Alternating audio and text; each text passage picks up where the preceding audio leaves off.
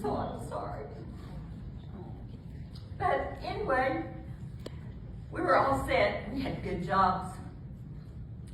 And we got hit by a financial crisis in 2006. And we owed the IRS a lot of money.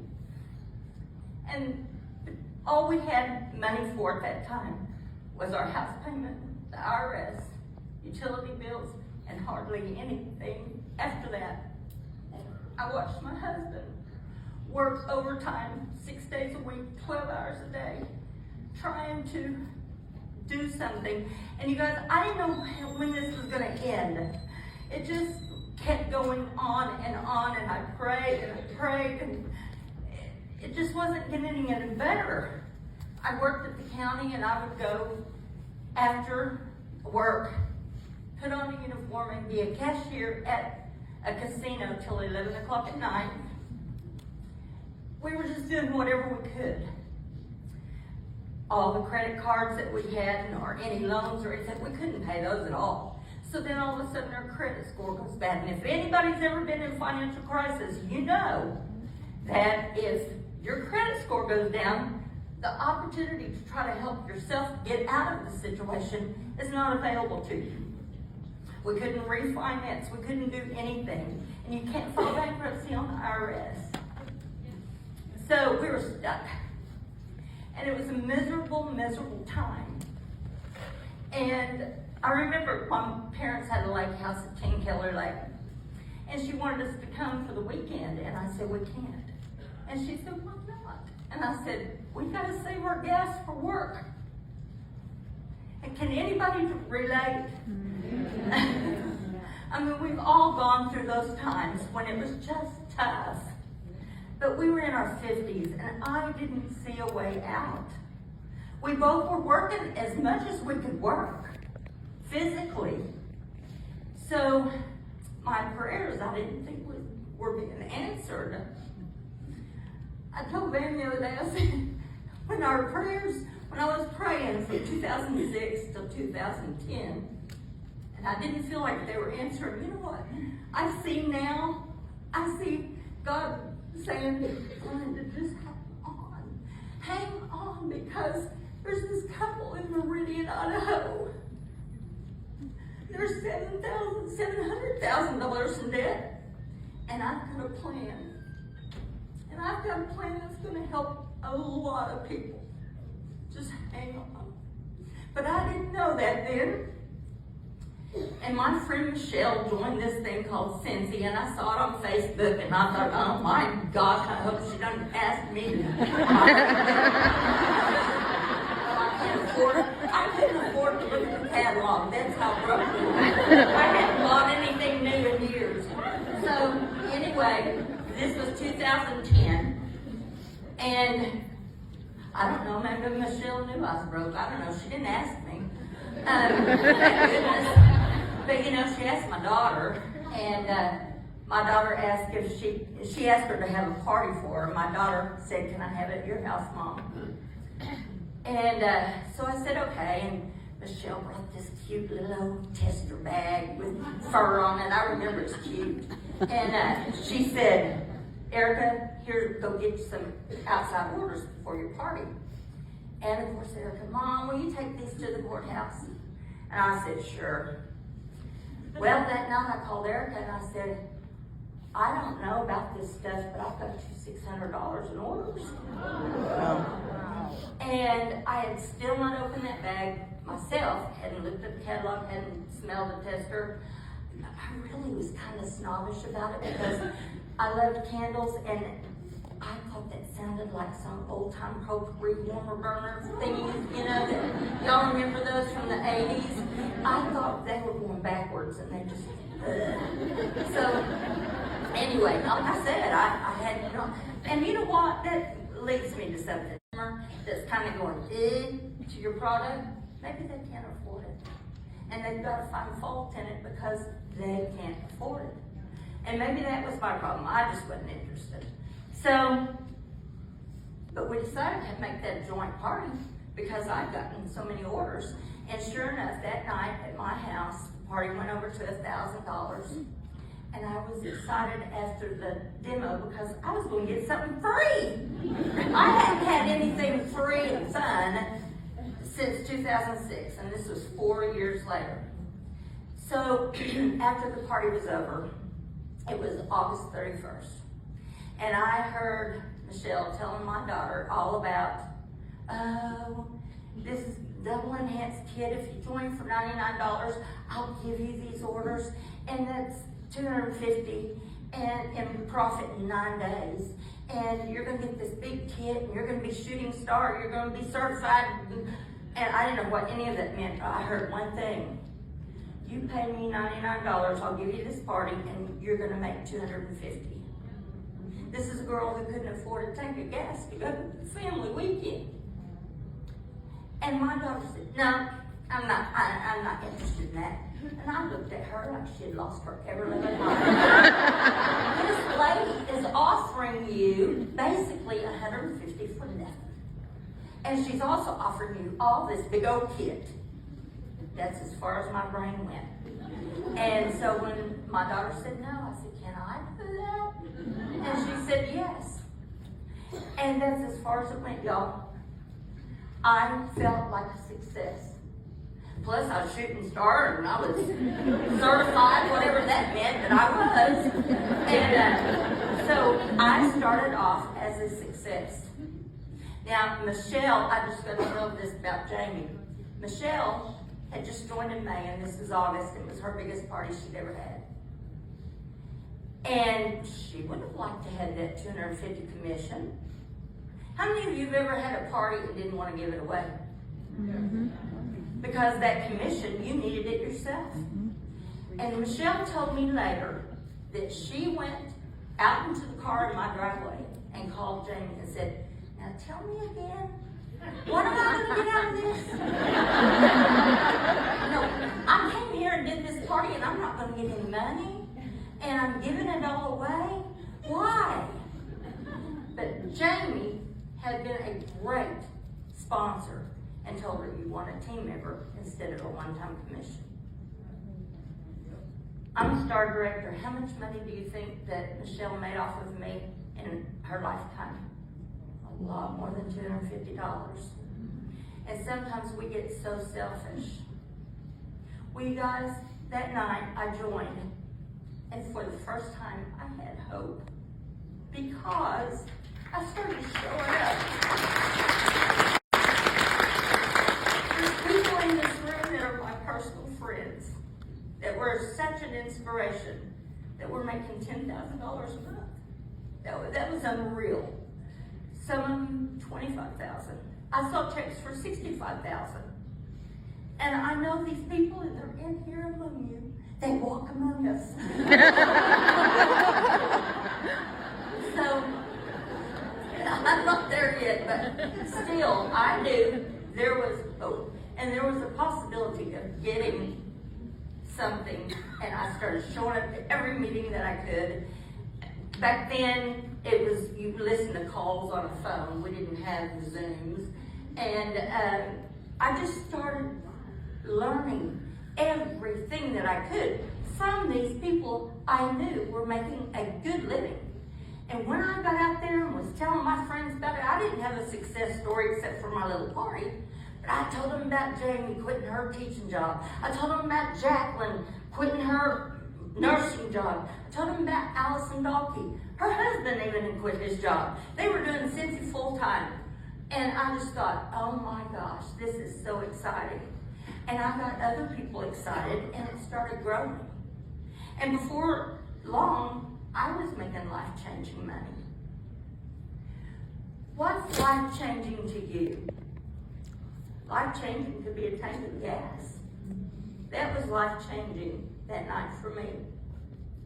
But I knew there was even more life-changing, and that's my goal, is to work and get some of that top prizes. But you know, some people, one of the person on the Tulsa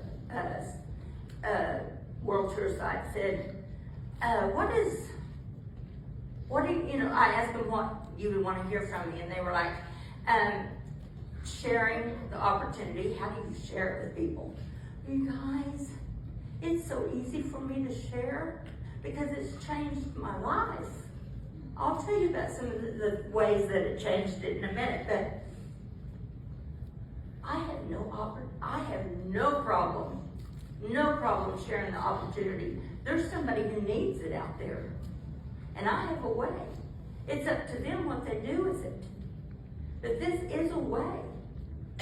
Now,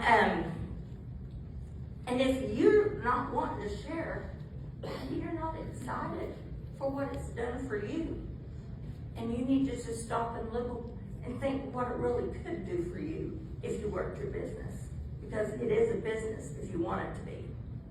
Now, was it just all roses after that? No, I had some struggles. I've been in it for 12 and a half years. I lost my director title 3 times. The first time I bawled, I squalled, I about had a nervous breakdown thinking that that was it.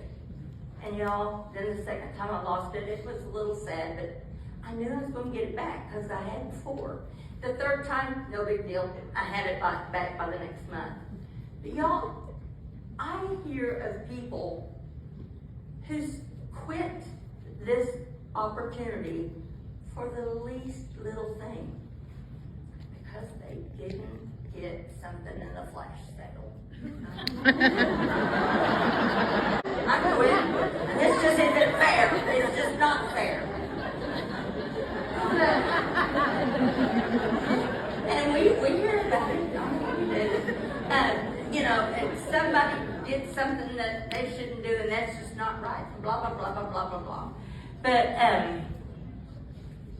I have somebody that was about to quit my team because they didn't like my team name. I'm serious. I am as serious as a heart attack. She did not like the Sensation Stripe. And I'm sorry. We are the Sensation Stripe. Yes! I lost team members more than I gained for a while. At one point, I had 87 on my team and went to 32.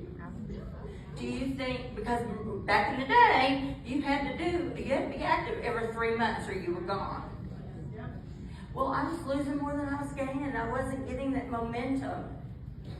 I have over 200 now because I didn't quit. I just kept on keeping on. One of the things that was bad for me is the comparison game, and comparison is the thief of joy. Am I preaching? I feel like we're in church. It is because I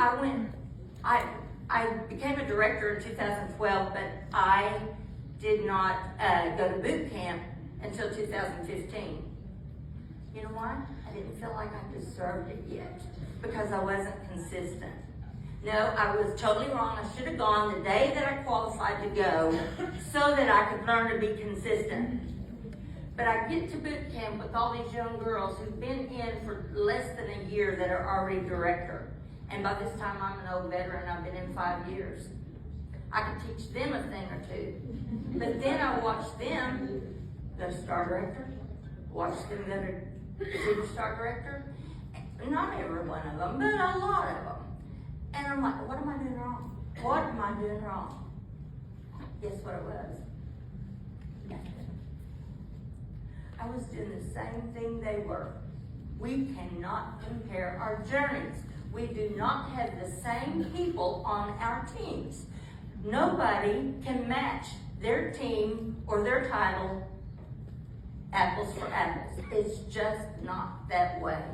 Some of us may take a little longer, but I've said before I die, because I'm already 64, I want to be a superstar director, and the reason is I want my plaque in the memory garden on That's how you look at things when you start getting 65. Another thing is I didn't have a follow-up system. You've heard about follow-up all day today. I didn't have one. And I'm going to tell you, I did a lot of basket parties and home parties, And I was so bad about getting the name. And that's all I got, so then I would deliver it back to the hostess, and she would pass the orders out. No phone number, no email, nothing. All that information, I can go into my contacts tab on my workstation, and there's over 600 blank, just a name. Forever. You've got to get their name and their phone number and their email. You have to follow up. And I didn't even have a follow-up system. I tell you what, I had binders.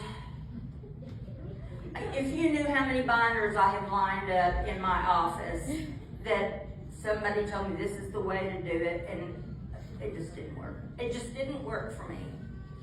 What worked was when we got Amy. Oh, how I missed that. But it got me following up on the stool every morning. Done. But now we're regular too.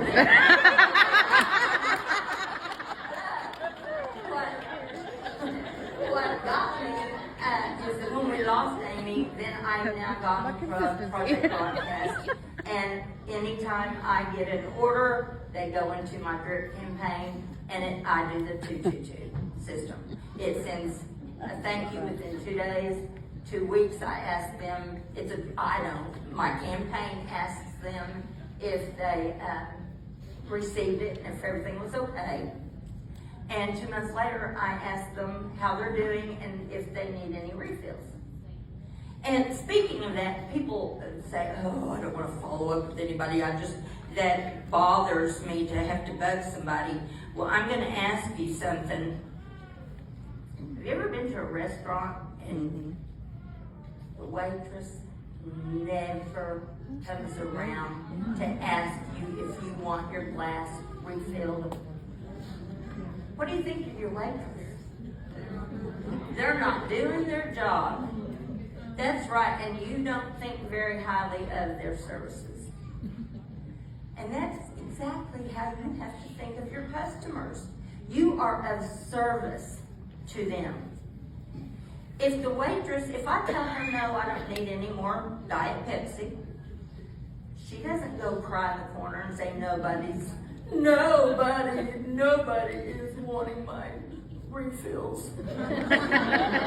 No, I mean, they just say, okay, and go on and find somebody that does. But I mean, that is exactly, I have people, they'll say, nobody's wanting to buy or nobody's wanting to book a party, and you sit them down and you ask them, nobody. Okay, who did you ask? Because somebody is booking parties, somebody is buying, so who did you ask? Well, I asked my neighbor, my coworker, and I asked my sister-in-law, and they all said no. That doesn't mean nobody's booking parties or buying Cincy. That means first three you asked said no. And guess how you do it? You ask until you get yes. That could be 10 people, that could be 40 people. Now, one of the things that I do is I give my kids away, y'all. And if you aren't, you're robbing somebody of a blessing. Just giving them a kid. Who knows? But it's a planting a seed. Every time I have a catch-all party on my workstation, the minute it gets to 500, I give a kid away. That's how I get my team members. Sometimes they're kidnappers. Sometimes they're rock stars. You never know. Kind of gambling, but hey, I don't need any more Cincy in my closet. I've been in this so long that it's overflowing. So, but don't ever feel like, don't rob somebody of the opportunity like I've received in my life. Just don't rob them of that. They may need it as bad as I did, or more. And just offer the opportunity. What is it they say? Somebody may be waking up today just to meet you. And it's true. And I'm gonna ask you a question. We're our own bosses, and that's where the problem happens, because a lot of us just give ourselves a day off all the time. But I'm gonna tell you something. Okay, you're the boss, but you're also the employee. So I want to ask you something. You know, when you work for a company and they do the yearly evaluations, you're the boss, but you have to evaluate your employee. You. How would you evaluate your last year? How would you evaluate? Do you get a raise? No, you get fired. I tell you, I would have to tell me. Let's go. You didn't show up enough. You didn't go back to your office and do what you needed to do enough. Scroll Facebook a little too much. Watch a little too much Housewives. But anyway, but think about it. You are your own boss, and you have to do your own evaluation. Two things that can get us to the top, and we all know, it's sales and sponsoring. Sales and sponsoring. And I heard, I wasn't planning on saying this, but I don't even know how much time I have. Oh, I see right there. Oh. I gotta hurry. But I heard some director the other day on Facebook say, at least I was listening to some train, that she was talking about the analogy of the doors. Did y'all ever hear that? She was talking about when you first join, it's like you're at a regular door, opening and closing a door, sales and sponsoring, but then you start getting a team. And it's like being in a revolving door. You're in this revolving door with your teammates. Some of them are holding you back, and some of them are pushing you forward. But you're in this revolving door, and you sometimes get stuck concentrating on your team. And then finally momentum gets it going, and it shoots you over to the automatic door. And that's where a lot of people, director and above, think that they can just stand at the automatic door and get their minimum, and and it's easy. That doesn't last. You gotta go back. You gotta go back to the regular door. We all have to do sales and sponsoring. Don't concentrate on the revolving or the automatic, just the regular door. I did an exercise before I became director, but Michelle told me all about it, even though those meetings are NDA. But Orville had done an exercise with the directors back then, and it stuck with me, and we're going to do it today. I want you to get in your notebooks, and I want you to do January, February, March, April, May, June, July, all the way through December. Now, his premise was that if your minimum goal would be one new team member a month and 500 minimum, because if you're going to be director above, you're going to have to do, or even leading above, you have to do 500 minimum. So this is minimum. We're going to pretend our goal is one team member a month new and 500 minimum. All right, let's go through the first four. January, you're a team of one. On February, you've got a new team member that you sponsored in January, so now there's two of you in February. And you teach them they have to do the minimum. So March, you two both get your one, and March becomes a team of four, right?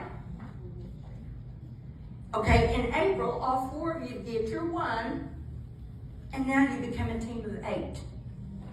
I want you to finish this out and tell me how many team members you would have in December. And the first one who thinks they have the right answer, I want you to shout, jump up, shout Cincy Spirit, and give me that number. And if you're right, I have a little prize. So finish it on out through December. Is everybody on the teams in the month before. What? No, not almost. Yes, 2,048. Do y'all realize if everybody did the minimum of one person a month, by December, your team would be 2,048 members. Come up here, tell us your name, and I got a little prize for you. What's your name? Callie?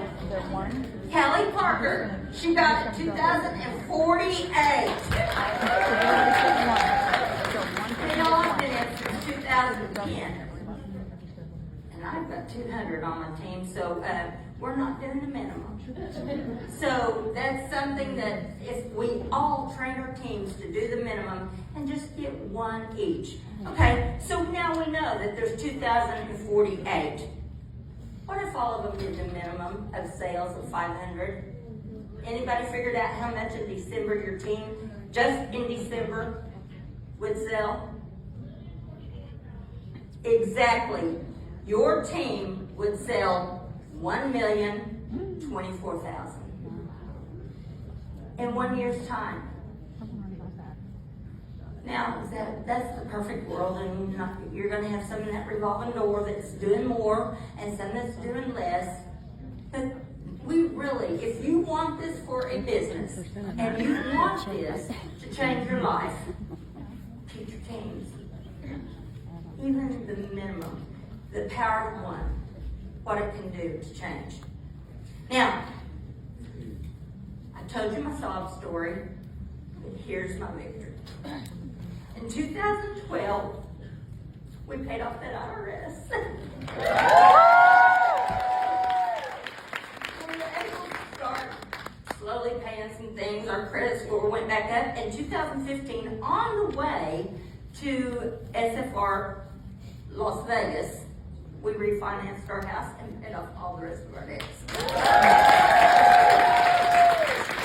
2019, I retired from the county early to do Cincy full time. My husband now works 4.5 days a week and can retire next year. We traveled, that was our goal when the kids got grown, was to travel.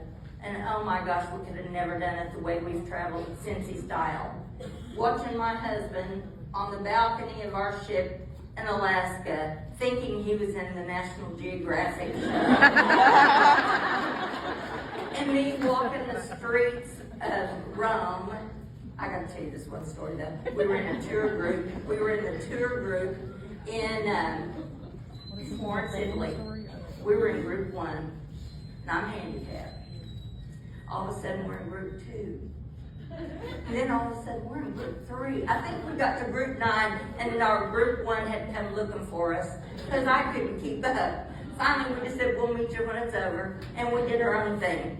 But we were talking last night, some of us were at dinner, and even though it's changed us financially, if I won all the money in the world, I still wouldn't give up Cincy. Because the main thing I have is community.